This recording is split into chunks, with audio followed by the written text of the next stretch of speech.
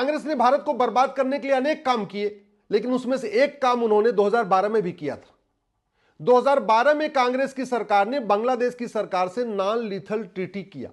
Non lethal treaty का मतलब यह हुआ कि हमारे बीएसएफ के जवान बॉर्डर पे मशीन गन नहीं चलाएंगे, AK-47 नहीं चलाएंगे, चाहे उधर से गौ तस्कर आए, चाहे उधर से कोई घुसपैठिया आए, बस उसको धमकाएंगे या हवाई फायरिंग करेंगे या पैलेट गन चलाएंगे, लेकिन AK-56 AK-47 नहीं चलाएंगे। आप खुद सोचिए, जहां हम घुसपैठ जहाज से परेशान हैं, जहां हम ड्रग्स जहाज से परेशान हैं, घुसपैठिए भरते चले आते चले जा रहे हैं, ड्रग स्मगलर चलते आप भारत में घुसते चले जा रहे हैं, इसके बावजूद कांग्रेस ने ये नॉन लीथल ट्रीटी किया। इसका मतलब कहीं ना कहीं कांग्रेस को घुसपैठ को बढ़ाना था और ड्रग स्मगलिंग को आगे बढ़ाना था। मैं माननीय प्रधानमंत्री से निवेदन कर रहा हूं, जो स्थिति है इस समय बॉर्डर पे, आप इस नॉन लीथल ट्रीटी को खत्म करिए। बीएसएफ के जवानों को कम से कम यह अधिकार मिलना चाहिए कि अगर सामने से कोई घुसपैठिया आ रहा है या काउ स्मगलर आ रहा है या ड्रग स्मगलर आ रहा है तो उसको समझाएं, बुझाएं और ना माने तो वो गोली चला सके। दूसरा, 4000 किलोमीटर की बाउंड्री पूरी खुली हुई है बांग्लादेश के साथ और आराम से घुसपैठिए घुस जाते हैं। कई बार तो ऐसा देखा गया कि यूट्यूबर भी आते हैं और बाकायदा वहां बॉर्डर पे खड़े होकर वीडियो बनाते हैं और चले जाते हैं। ये 4000 किलोमीटर कोई बहुत ज्यादा नहीं है। हमने तो हजारों किलोमीटर का एक्सप्रेसवे बना लिया, हजारों किलोमीटर का हाईवे बना लिया, कितने हमने एयरपोर्ट बना लिए, कितने हमने बंदरगाह बना लिए, लेकिन कांग्रेस ने कभी बॉर्डर पे ऊंची 20 फीट की ऊंची दीवार नहीं बनाई, क्योंकि 20 फीट की ऊंची दीवार बन जाती तो बांग्लादेशी भारत में नहीं आ पाते। इसलिए जानबूझ के कांग्रेस ने इस काम को कभी नहीं किया। कांग्रेस को पता है कि अगर 20 फीट ऊंची बाउंड्री बन जाएगी, वहां पे बिजली का तार लग जाएगा, हमारे जवानों को देखते गोली मारने का आदेश हो जाएगा, फिर घुसपैठिए भारत में नहीं आ पाएंगे। और घुसपैठ भारत में नहीं आएंगे तो डेमोग्राफी नहीं बदलेगी, और डेमोग्राफी नहीं बदलेगी तो फिर भारत बर्बाद कैसे होगा। यह है बड़े प्लान्ड वे में पूरा कांग्रेस का खेल। इसलिए मैं माननीय प्रधानमंत्री से निवेदन कर रहा हूं, हाईवे 2 साल बाद बनेगा चलेगा, एक्सप्रेसवे 2 साल बाद बनेगा चलेगा, बुलेट ट्रेन 2 साल बाद बनेगी वो भी चलेगी, एयरपोर्ट 2 साल बाद तैयार होगा, कोई फर्क नहीं पड़ता। एक बार भारत में जितने भी कंस्ट्रक्शन बनाने वाली कंपनियां हैं उनको आप बांग्लादेश के बॉर्डर पे लगाइए। अगर जरूरत पड़ती है कि अगर बाउंड्री बनाने के लिए अंदर का काम रुकवाना है तो रुकवा दीजिए। आप एयरपोर्ट का काम, हाईवे का काम, एक्सप्रेसवे का काम, बुलेट ट्रेन का काम, बाकी और सारे काम छुड़वा दीजिए। और जितने भी हमारी कंस्ट्रक्शन कंपनियां हैं, चाहे वो टाटा है, चाहे बिरला है, चाहे डालमिया है, चाहे लार्सन एंड टुब्रो है, या अदानी जी या अंबानी या और भी जितनी भी कंपनियां हैं, सबको भारत के बाउंड्री पे लगा दीजिए। 4000 किलोमीटर कोई बहुत ज्यादा नहीं है। अगर भारत की सारी कंस्ट्रक्शन कंपनियां बाउंड्री पे लग जाएंगी, मेरा मानना है 1 साल के अंदर 20 फीट ऊंची दीवार खड़ी हो जाएगी बांग्लादेश के बॉर्डर पे। 1 साल के अंदर अगर सारा काम हमने रुकवा के केवल बॉर्डर पे लगा दिया, 20 फीट ऊंची दीवार बनवा दीजिए, ऊपर 11000 वोल्ट का तार उस पर आगे बढ़वा दीजिए, बिजली का तार, कि अगर कोई 20 फीट ऊपर भी क्रॉस करके आने की कोशिश करे तो उसको बिजली का झटका लगे। और हमारे बीएसएफ के जवानों को गोली मारने का आदेश दे दीजिए, क्योंकि नॉन लीथल ट्रीटी बहुत नुकसान कर रही है। गाय जा रही है आराम से और घुसपैठिए आराम से आ रहे, ड्रग स्मगलर भी आराम से आ रहे, बांग्लादेश से भी आ रहे, रोहिंग्या जो है वो भी वाया बांग्लादेश आ रहे। इसको अगर हमने नहीं रोका तो भारत की डेमोग्राफी बहुत बुरी तरीके से खराब हो जाएगी। मोरक्को के घुसपैठिए जो फ्रांस में गए, जिनको फ्रांस ने शरण दिया था, फ्रांस में जब वर्ल्ड कप का फुटबॉल चल रहा था और फ्रांस ने जब मोरक्को को हराया तो मोरक्को के घुसपैठियों ने पूरे फ्रांस को जला दिया था। किसी दिन भारत किसी मैच में बांग्लादेश को हराएगा, ये सारे बांग्लादेशी भारत को जलाना शुरू कर देंगे।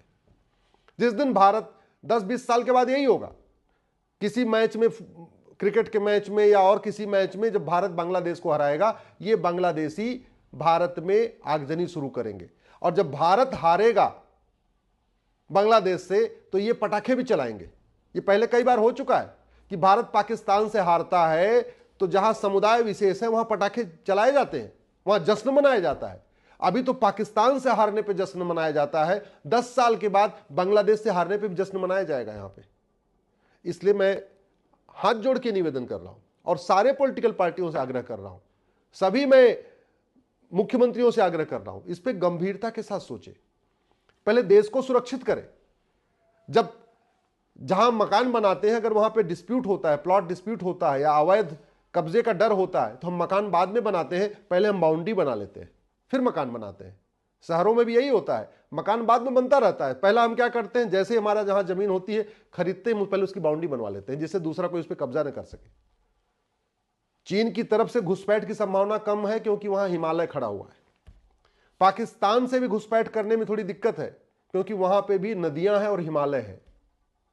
राजस्थान की तरफ से भी या गुजरात के बॉर्डर पे भी आने की उतना ओपन नहीं है क्योंकि उधर समुद्र है। लेकिन बांग्लादेश का बॉर्डर तो पूरा का पूरा मैदानी इलाका है, पूरा खुला हुआ है। नदी में लोग क्रॉस करके अंदर आ जाते हैं और ज्यादातर स्थानों पे तो मैदानी एरिया है। तीसरा, घुसपैठ के खिलाफ हमारा जो कानून है 1946 का फॉरेनर एक्ट चल रहा है, इस फॉरेनर एक्ट को बदलने की जरूरत है और इस भारतीय न्याय संहिता में एक नया चैप्टर जोड़ने की जरूरत है, ऑफेंस रिलेटेड टू इन्फिल्ट्रेशन। वैसे इसमें और भी कई सारे सुधार करने की जरूरत है। ऑफेंस रिलेटिंग टू कन्वर्जन जोड़ने की जरूरत है, ऑफेंस रिलेटिंग टू लव जिहाद इसमें जोड़ने की जरूरत है, ऑफेंस रिलेटिंग टू ड्रग्स जिहाद इसमें जोड़ने की जरूरत है। लेकिन ऑफेंस रिलेटिंग टू इन्फिल्ट्रेशन यानी घुसपैठ से संबंधित एक चैप्टर इसमें डालना चाहिए। और बॉर्डर पे जो लोग घुसपैठियों की मदद कर रहे हैं, घुसपैठी अपने आप नहीं आ रहे हैं, बॉर्डर पे वहां बैठे हुए लोग और 2-2 हजार रुपए में घुसपैठियों को अंदर कर रहे हैं, उन घुसपैठियों के मददगारों के खिलाफ एनएसए लगाने का, यूएपीए लगाने का, वेजिंग वॉर लगाने का, देशद्रोह लगाने का, गैंगस्टर एक्ट लगाने के लिए, इसके लिए सारे डीजीपीज को लिखना जरूरी है। मैं माननीय गृह मंत्री से निवेदन कर रहा हूं, सारे डीजीपी को एक चिट्ठी लिखिए कि जहां भी घुसपैठिए पकड़े जाएं, घुसपैठिए और उनके मददगारों के खिलाफ एनएसए, यूएपीए, वेजिंग वॉर, देशद्रोह, गैंगस्टर एक्ट लगाया जाए। चूंकि घुसपैठियों के खिलाफ कोई गवाही नहीं देगा और गवाही नहीं देगा तो सबूत के अभाव में छूट जाएंगे, इसलिए तत्काल नार्को पॉलीग्राफ ब्रेन मैपिंग कानून बनाना जरूरी है। घुसपैठियों का narco test, polygraph test, brain mapping test करना जरूरी है और घुसपैठियों से पूछना जरूरी है कि उनको बॉर्डर पे किसने अंदर कराया और अंदर आने पे किसने उनका आधार बनवाया। ये घुसपैठियों से नार्को टेस्ट करते समय ये पूछना चाहिए कि किसने आधार बनवाया घुसपैठियों का, उनका किसने ड्राइविंग लाइसेंस बनवाया, किसने बर्थ सर्टिफिकेट बनवाया, किसने राशन कार्ड बनवाया, किसने वोटर आईडी में नाम जुड़वाया। और जो लोग घुसपैठियों की मदद कर रहे हैं, चाहे वो बांग्लादेश के बॉर्डर पे मदद कर रहे हैं या भारत के दिल्ली में या गुजरात में या महाराष्ट्र में या राजस्थान में मदद कर रहे हैं, चाहे वो लोकल नेता हैं, चाहे वो लेखपाल हैं, चाहे पटवारी हैं, चाहे वो दलाल हैं, जो भी, चाहे क्लर्क है, उनके खिलाफ भी वही धारा लगनी चाहिए, एनएसए, यूएपीए, वेजिंग वॉर, देशद्रोह, गैंगस्टर एक्ट। तब घुसपैठ रुकेगी। देश में 6 करोड़ घुसपैठिए पहले आ चुके हैं। जब मैंने 2017 में पीएल फाइल किया था उस समय तो 5 करोड़ घुसपैठिए थे, अब ये 6 करोड़ के आसपास हो चुके हैं। घुसपैठिए जो यहां पहले से है, हर साल वो बच्चा पैदा कर रहे हैं। एक एक घुसपैठिए के 15-15 बच्चे, 18 बच्चे, 20-20 बच्चे, और बाहर से अभी आना रुका नहीं है, वो घुसपैठिए आ रहे हैं। भारत के 9 राज्यों की डेमोग्राफी बदल चुकी है, 800 जिलों में से 200 जिलों की डेमोग्राफी बदल गई है, 6000 तहसीलों में से 1500 तहसीलों की डेमोग्राफी बदल चुकी है, बॉर्डर पे जो 300 तहसीलें हैं उनकी 100% डेमोग्राफी बदल चुकी है, आपके बंगाल की डेमोग्राफी बदल गई है, आपके झारखंड की डेमोग्राफी बदल गई है, आपके बिहार के कई जिलों की डेमोग्राफी बदल चुकी है, आसाम के कई 1/3 आसाम की डेमोग्राफी बदल चुकी है। अगर अभी भी हमने वहां बॉर्डर पे 20 फीट ऊंची दीवार नहीं बनाई, अपने सैनिकों को हमने गोली मारने का आदेश नहीं दिया, जो घुसपैठियों की मदद करते हैं उनके खिलाफ हमने एनएसए, यूएपीए, वेजिंग वॉर नहीं लगाया, हमने जुडिशरी में एक रिक्वेस्ट नहीं किया कि भैया जितना घुसपैठियों का मामला इनको साल भर के अंदर डिसाइड करो, उसके लिए अगर हमने हर जिले में स्पेशल कोर्ट नहीं बनाया तो भारत बर्बाद हो जाएगा। जैसे आज भारत से हिंदू छोड़ बांग्लादेश के हिंदू तो छोड़ के भारत आ रहे, भारत के हिंदू कहां जाएंगे?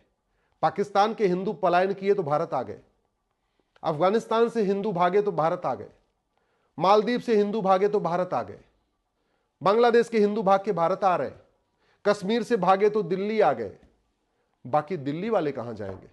यह सोचने की जरूरत है और इसलिए बाउंड्री बनाने के साथ साथ कठोर नियम कानून बनाना भी जरूरी है।